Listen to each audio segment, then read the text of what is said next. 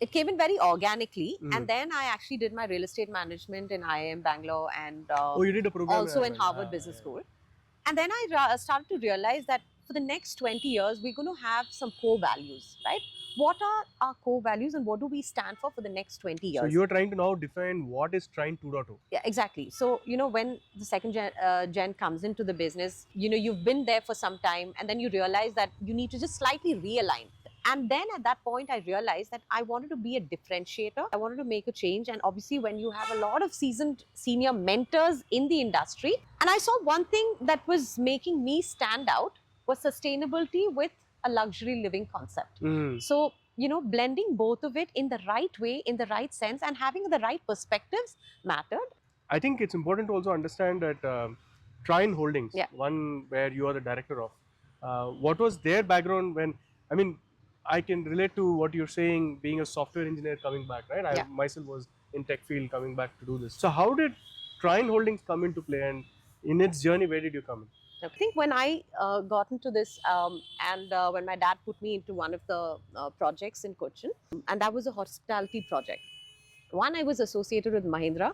They always did green development, sustainable development. The particular project that I started off with has a IGBC Platinum rating. And while I was at it and working towards that, I realized the sensitivity, like when we do development and when we do every bit of construction that is going to destruct the environment, I think we should be conscious enough to go protecting the environment. And as a developer, while you do construction, you want to make sure that there is some amount of what we give back to the nature. Coming from Kerala, Yeah. again based in Kochi, a lot of sustainable design ideas probably were coming naturally for him. Correct. But Mahindra is now coming and suddenly bringing a very structured approach, saying Correct. we need to measure energy, we Yeah. need to measure Yeah. water. Yeah. So how did that in the Trine office? How was that? So it's very interesting because one, at the end of the day, a lot of senior developers and over the years, right, people would think everything mattered to numbers, the ROIs. What do I get out of it? What is my profit margin? Yeah, and why are we doing Highest so much? FAR? Exactly. So highest FAR mattered, the built-up area, the volume, the return over quicker investment, sales. what is the cost per square feet.